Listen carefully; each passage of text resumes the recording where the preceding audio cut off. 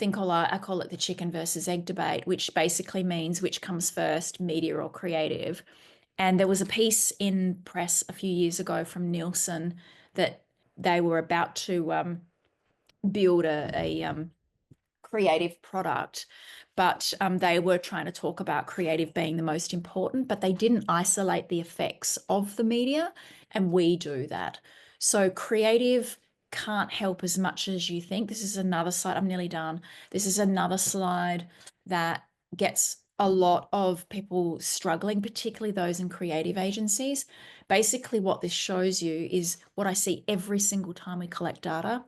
So just to step back, we can put the same ad on your Facebook and your TikTok and your Instagram. So we have ad insertion code. We act like a bit of a media player. What that allows me to do is I can put the same New Balance ad across all the different formats. I can put the same McDonald's ads across all the different formats.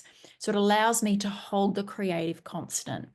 And what this slide tells me is that brand A across the different formats gets 10.8 seconds on platform A, 6.1 seconds on platform B, 4.3, 3.7.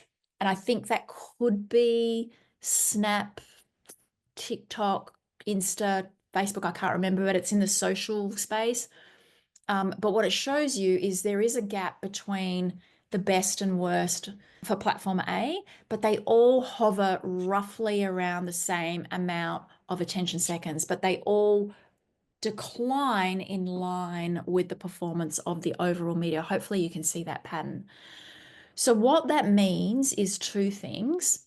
So if creative was a dominant force and it was what determined how much attention you could achieve, brand A would get 10.8 seconds across all different formats, and it doesn't.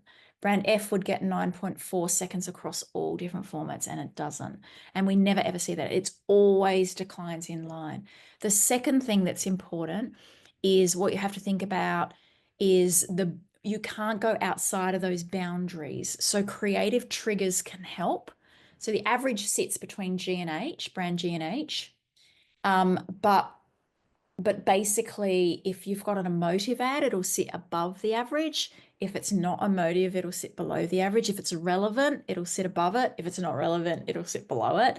If it's, you know, fun or surprising, or if it's not like a price point based one, that'll sit below there. So there's triggers, but ultimately you still won't go outside of those averages that sit within those creatives, within that media. So the point being is if you're in media planning at all, you have to understand those boundaries so that you can say, I need this much attention. Where am I going to find it? How can I amplify creative above those benchmarks within those different formats? So hopefully that made sense.